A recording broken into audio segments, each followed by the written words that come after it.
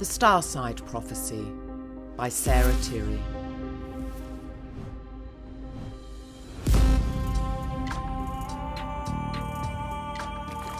Read by the author. Chapter 49. Eternity. When I got the call from my mum that my grandfather had been rushed to hospital, nothing had ever surprised me less. I had been watching him fade away all my life, from a wiry but strapping 6'2" man to a 6'2" stick. He weighed about 70 pounds when the coroner tagged his toe. My mum was devastated. She felt abandoned. I felt terribly sorry for her because she and her father had been close in their own way. Of his 6 children, my mother was his favourite. No one was jealous, it was just a fact. There were times when they lived too far apart to make seeing each other easy, but this never mattered. Their love for each other was there. I was crying when I called the standby desk. The scheduler on the other end of the phone told me that the death of my grandfather fell under the category of compassionate leave. He told me to call again when I was ready to go back to work. I took a week off. My grandfather was buried in Dorking, Surrey, in a cemetery a couple of miles from the Flintstone cottage we had lived in with Victor, my first stepfather. My grandfather was buried next to his mum. I was surprised at how deep the ditch was.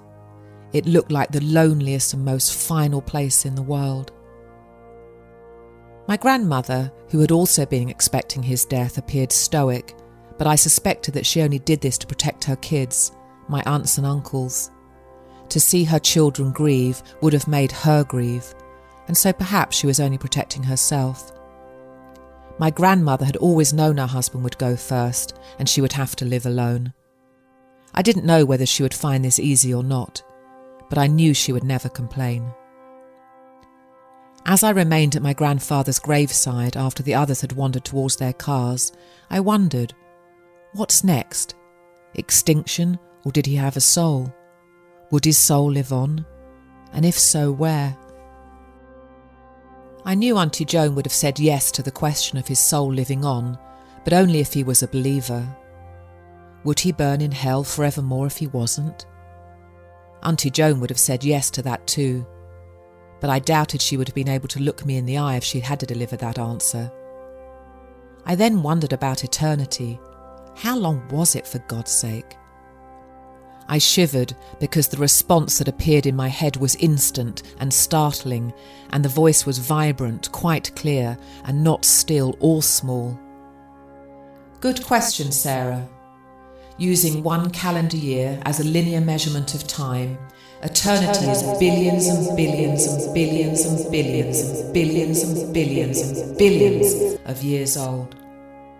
Multiply that by 100 billion, double it, triple it, and keep reproducing that equation for the next 20 trillion years, and then for 100 trillion more after that, and you might get an inkling of how long eternity is. But not really. Are you all right? My mum asked, frowning. Were you praying? The voice in my head had ceased, and I wondered whether I was losing my mind. I took in a breath and refocused my attention. My mum had returned to check on me, and we now stood side by side looking down at the coffin. The gravediggers were standing by, ready with their shovels. One of the shovels was rusty. I found this vulgar for some reason. I'm fine, Mum. Are you okay? Yeah, I'm fine, she said in a voice that was so low her words were almost imperceptible. But my mum was not fine, far from it. She was overwhelmed by grief, and I would have absorbed her pain if I could. What the fuck? I said to God. My mum hadn't heard me. Thunder would not have awakened her from her sorrow.